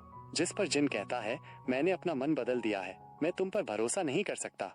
ये हा रयून जिन से माफी मांगने लगता है। चलो ठीक है, अब से तुम मुझे ह्यूंग कहना, और ह्यूंग का मतलब भाई होता है। ये हा रयून इससे चिढ़ जाता है और कहता है क्या तुम चाहते हो मैं तुम्हें अपना भाई बना लूं? और कहता है क्योंकि तुम मेरे सेवियर हो इसलिए मुझे तुमसे रिक्वेस्ट करना चाहिए, लेकिन तुम्हारा बड़ा भाई होना थोड़ा अजीब नहीं होगा? जिन कहता है इसमें अजीब क्या है, मैं तुमसे बड़ा हूँ इसलिए मैं तुम्हारा छोटा भाई नहीं बन सकता। जिसे सुनकर ये हा रयून को गुस्सा आ जाता है और फाइट करने के लिए तैयार हो जाता है, जिसे देखकर जिन घबरा जाता है और कहता है क्या तुम ऐसे इंसान से फाइट करोगे जिसे मार्शल आर्ट्स नहीं आता? अब तुम मुझे बुली कर रहे हो। क्या सच में तुम मुझे पीट पीट कर मारना चाहते हो? तुम तुम्हारे सेवियर को मारना चाहते हो? जिसे सुनकर ये हा रयून चुपचाप हो जाता है। ठीक है, अब तुम मुझे बड़े भाई कहने की कोशिश करो। ये हा रयून कहता है तुम क्या बकवास कर रहे हो, और वो जिन को पीटने के लिए उसके पास आ जाता है, जिसे देखकर जिन घबरा जाता है और कहता है क्या तुम सच में चाहते हो कि मैं तुमसे मार खाने के बाद तुम्हें अपना बड़ा भाई बना लूं? ठीक है तो फिर मुझे मारो मारो मुझे। ये हा रयून मन में सोचता है ये सब बकवास है, लेकिन इसी से हम दोनों एक दूसरे के ऊपर भरोसा कर पाएंगे। जिन वहाँ पर खड़ा हो जाता है और कहता है ठीक है तो अब कहो, जिसे सुनकर वहाँ पर सन्नाटा हो जाता है। फिर आखिरकार ये हा रयून जिनको ह्यूंग कह ही देता है, जिसे सुनकर वो भी जोर से कहने को कहता है। ये हा रयून इस बार जोर से कहता है, लेकिन जिन और भी जोर से कहने को कहता है। ये हा रयून इस बार बहुत जोर से बोलता है, जिसे सुनकर जिन खुश हो जाता है। जिन कहता है बहुत अच्छे छोटे, तुम्हें इस बात को बहुत पहले कह देना चाहिए था। उन दोनों को ह्यून दूर से देख रही थी। यौन जिन के पास आती है और उन दोनों से पूछता है तुम दोनों यहाँ क्या कर रहे हो? जिन से पूछता है तुम कैसे हो उद्धारक बालक? ये सुनकर जिन अजीब सा चेहरा बना लेता है। यौन कहती है मैं यहाँ अपनी चचेरी बहन के लिए फूल ढूंढने आई थी। तुम तो एक डॉक्टर हो, तुम औषधीय जड़ी बूटियों के बारे में बहुत कुछ जानते होगे, क्या तुम इसमें मेरी मदद करोगे? जिन मना करते हुए कहता है मैं उनके बारे में ज्यादा कुछ नहीं जानता, लेकिन फिर भी यौन जैसे तैसे जिन को मना ही लेती है। जिसके बाद जिन भी उन औषधीय जड़ी बूटियों को ढूंढने लगता है। फिर जिन हमें बताता है और इस तरह मैं और छोटा दानव राजा ये हा रयून के साथ शपथ लेने के बाद हम भाई बन गए। जिन और ये हा रयून ह्योन के साथ चाय पीने के लिए आए थे। इस तरह गोंग सोन ह्योन और गोंग सोन यौन के साथ जिन ने बहुत बातें की, जिससे जिन बहुत खुश था। जिन कहता है गोंग सोन यौन एक ऐसी इंसान है जिसके साथ रहने पर आप बहुत ऊर्जावान महसूस करेंगे। यौन जिन को एक छोटी सी तलवार देते हुए कहती है इसे ले लो, मेरी तरफ से ये एक छोटा सा उपहार है। जिन उस तलवार को देखते हुए मन में कहता है ये तो एक ब्लैक पाइन क्लाउड तलवार है। प्रसिद्ध तलवारों में से एक जो अटूट है। ये हत्या के लिए सबसे अच्छी है क्योंकि इसका गहरा ब्लेड रोशनी को प्रतिबिंबित भी करता है। जिसके बाद जिन उस तलवार को लौटाते हुए कहता है, मैं इसे स्वीकार नहीं कर सकता। यौन जिन से कहती है, लेकिन क्यों? तुमने मेरी जान बचाई थी और मैंने अभी तक अपना कर्ज नहीं चुकाया है। ये तो मेरे परिवार की ओर से एक मुआवजा है। जिस पर जिन कहता है, नोबल कबीला पहले ही ऐसा कर चुका है। ब्लैक पाइन क्लाउड तलवार अब मेरी तलवारबाजी के लिए काम की नहीं है। मैं इसे कबीले में वापस करने वाली कर दूंगी, लेकिन अगर तुम इसका अच्छे से इस्तेमाल करोगे तो मुझे बहुत खुशी होगी। उसकी मुस्कान को देखकर जिन इसके लिए मान जाता है। जिन यौन को एक बार तलवार कैसे चलाते हैं ये दिखाने के लिए कहता है, जिसके लिए वो भी मान जाती है। फिर वे लोग प्रशिक्षण क्षेत्र में आ जाते हैं जहाँ यौन अब जिन को तलवार चलाकर दिखाएगी। यौन अपनी एक नोवेल कबीला तलवार शैली तकनीक ब्लू पाइन स्पायरलिंग तलवार का उपयोग करती है, जिससे उसके हाथों में एक अलग ऊर्जा आ जाती है। वो सारी ऊर्जा उस तलवार में आ जाती है, जिसके बाद वो अपनी तलवार तकनीक जिन को दिखाने लगती है, जिसे देख जिन मन में सोचता है, नोवेल कबीले की तलवारबाजी में स्थिरता और निरंतरता पर जोर दिया जाता है। ये वो तकनीक है जिसका इस्तेमाल नोवेल कबीले के संस्थापकों गोंग सोन चेओन यौन ने दुनिया में सबसे मजबूत बनने के लिए किया था। वे कबीले जो अपनी तलवारबाजी में निरंतरता बनाए रखने की कोशिश करते हैं, वे आमतौर पर अपने प्रतीकों में लहर या हवा का इस्तेमाल करते हैं। उन्होंने तलवारबाजी की जो शैली बनाई है वो सचमुच अद्भुत और कमाल की है। वो भले ही अभी युवा है, लेकिन कोई शक नहीं है कि वो एक प्रतिभाशाली और विशेषज्ञ है। कम से कम ऊर्जा का इस्तेमाल करते हुए वार करते समय सबसे मजबूत बल से जवाब देना, यही तो इस नोवेल कबीले की नींव है। वार और पलटवार, यही तो नोवेल कबीले की असीमित तकनीक है। मैं अपनी नजरें इससे हटा नहीं पा रहा हूँ। वो वाकई सबसे अलग है। जिसके बाद यौन अपनी तलवार रोक देती है। वहाँ पर सभी को पता चल जाता है कि यौन अब ग्रैंड मास्टर के स्तर में पहुंच चुकी है, जिस बात पर सभी लोग यौन को बधाई देते हैं। ये सुनकर यौन शर्मा जाती है। यौन सारा श्रेय जिन को दे देती है, कहती है कि उसके सुझावों की वजह से ही वो यहाँ तक पहुँच पाई है। जिन कहता है, ब्लैक पाइन क्लाउड तलवार की वजह से मैं ही अब कर्ज में आ गया हूँ। यौन जिन को समझाने लगती है, मैं तुम्हारी आभारी हूँ। तुम्हारे सुझावों की वजह से ही यौन ये तलवारबाजी सीख पाई। वे लोग वहाँ पर बात कर ही रहे थे कि तभी यौन वहाँ पर बेहोश हो जाती है और वो नीचे गिरने लगती है, जिसे देखकर यौन परेशान हो जाती है। यौन वहाँ पर उन गार्डों को यौन को उठाने के लिए कहती है, जिसके बाद वो खुद ही यौन को उठा लेती है। यौन को इस हालत में देखकर जिन भी परेशान हो जाता है। यौन ने जिस तकनीक का इस्तेमाल किया था वो कोई साधारण तकनीक नहीं थी, बल्कि आत्मशून्यता में किया गया प्रयास था। इस कोशिश में ह्योन ने अपनी सारी ऊर्जा खत्म कर दी। ह्योन यौन को वहाँ से ले जाने लगती है। उन्हें जिन भी जाता देख रहा था। यहाँ से फिर हम सुरक्षित डिलीवरी सेवा बेस के बाजार को देखते हैं, जहाँ पर जिन और ये हारयून आए थे। जिन ये हारयून से कहता है, तुम्हारा बड़ा भाई तुम्हारा इलाज कर रहा है, इसीलिए तुम सिर्फ मजे लो, समझे छोटू। और जिन ने वहाँ पर कुछ खाने के लिए खरीदा था। जिन के पास पैसे कहाँ से आए, तो वो पैसे उन क्लाउड ड्रैगन सुरक्षित डिलीवरी के बुजुर्गों ने जिन को उपहार में दिए थे। बड़े भाई सुनकर ये हारयून जिन से पूछता है, तुम मेरे बड़े भाई कब बने? जिस पर जिन कहता है, तुम भूल गए, तुमने ही तो शिकार किया था कि मैं तुम्हारा बड़ा भाई हूँ और यही एक बड़े भाई का काम है। जिन को लग रहा था कि उसने अभी तक उसे बड़े भाई के रूप में शिकार नहीं किया। ये हारयून गुस्से में खाने लगता है। जिन की नजर वहाँ रखी कैंडी के ऊपर जाती है, जिसे देखकर जिन उन्हें खरीदने के लिए चला आता है। ये हारयून वहीं खड़ा था। तभी उसे महसूस होता है कि उसके ऊपर कोई हमला करने वाला है। जिस हमले को ये हारयून साइड हटकर बच जाता है। शोर सुनकर जिन की नजर उधर जाती है। जिन को एहसास हो जाता है कि ये हारयून जरूर किसी मुसीबत में है। एक बंदा ये हारयून के ऊपर हमला करते हुए कहता है, छोटे चूहे तुम तो गए। जिस हमले को ये हारयून आसानी से चकमा दे देता है और उस बंदे के पेट में कसकर एक मुक्का मारता है, जिससे उस बंदे के मुंह से खून आ जाता है और उसकी हालत खराब हो जाती है। कुल 3 बंदे थे। अपने बंदे को मार खाता देख उनका एक और साथी ये हारयून के ऊपर हमला कर देता है। उस हमले को भी ये हारयून चकमा दे देता है और उसको भी एक पंच रसीद कर देता है। ये हारयून को देख कर बंदा डर के मारे जमीन पर बैठ जाता है, लेकिन ये हारयून को देख कर लग रहा था कि जैसे उसको इस लड़ाई में अब मजा आने लगा था, इसीलिए वो उस बंदे को भी अच्छे से पीट देता है, जिसे देखकर वहाँ के लोग हैरान थे। कह रहे थे कि अच्छा ही उस बच्चे ने उन्हें पीट दिया, वो लोग यहाँ पे हमेशा परेशानी खड़ी करते थे। तारीफ सुनकर जिनको भी गर्व महसूस हो रहा था और मन में कहता है, वो मेरा छोटा भाई है। अच्छा हुआ वो लोग बुरे थे, लगता है कोई परेशानी खड़ी नहीं होगी।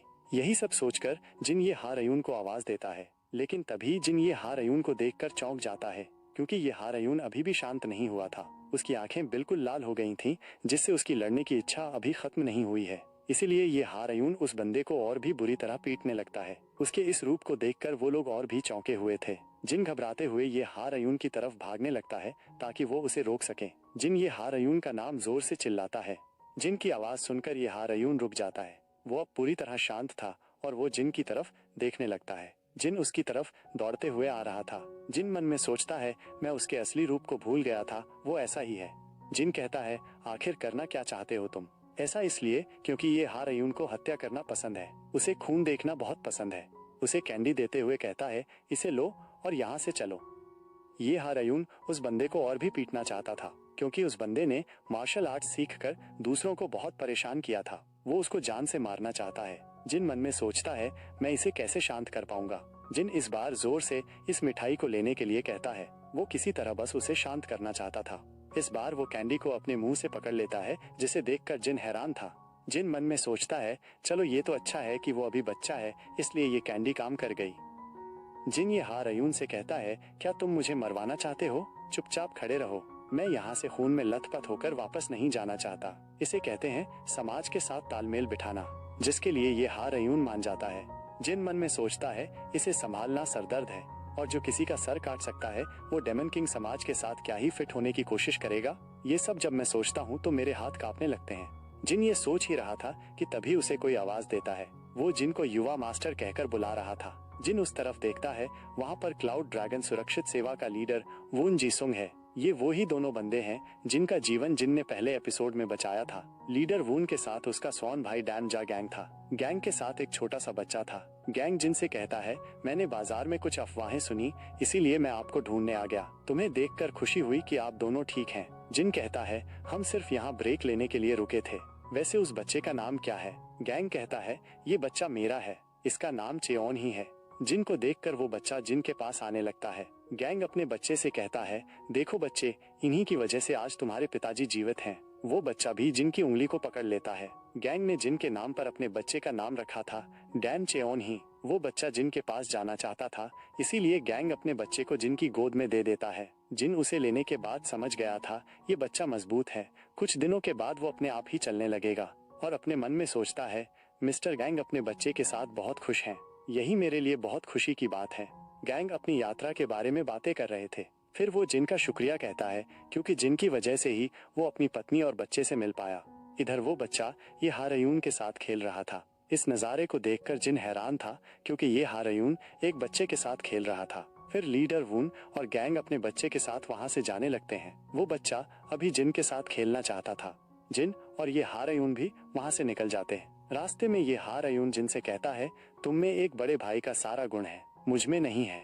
हम मार्शल आर्ट्स केवल मरना या मारना जानते हैं। मेरा मानना है कि अगर लक्ष्य बुरा है तो उसे मार दो, लेकिन न्याय तो एक बहाना है। अंत में ये भी सिर्फ एक हत्या है। तुमने मुझे और इन मासूम लोगों को बचाया, साथ में तुमने क्लाउड ड्रैगन सुरक्षित डिलीवरी सेवा के कार्यकर्ताओं को भी बचाया, लेकिन मैं तो सिर्फ हत्या ही करूंगा क्योंकि मैं यही करना जानता हूँ और यही एक चीज है जो मुझे उत्साहित करती है। इसीलिए तुम सच में बड़े भाई बनने के हकदार हो, तुम मुझसे बेहतर हो। जिसे सुनकर जिन ये हार अयून को जिन को बड़ा भाई कहने को कहता है। इस बार ये हार अयून ने जिन को पूरे दिल से बड़ा भाई कहा, जिसे सुनकर जिन हंसने लगता है। वो उसे शाबाशी देता है। डेमन किंग यहाँ दानव बलों के नेता को संदर्भित करता है। वहाँ तक पहुँचने के बाद ये कभी भी आराम नहीं करेगा या अपनी खुशी का आनंद लेगा। यहाँ कुछ भी उपन्यास के हिसाब से नहीं हो रहा है। उसने खुद को हत्यारा कहकर ये साबित कर दिया है। जिन एक पत्थर के ऊपर बैठ जाता है और मन में सोचता है मुझे लगता है कि ये जिन के लिए जो भी चुनेगा वो अच्छा होगा।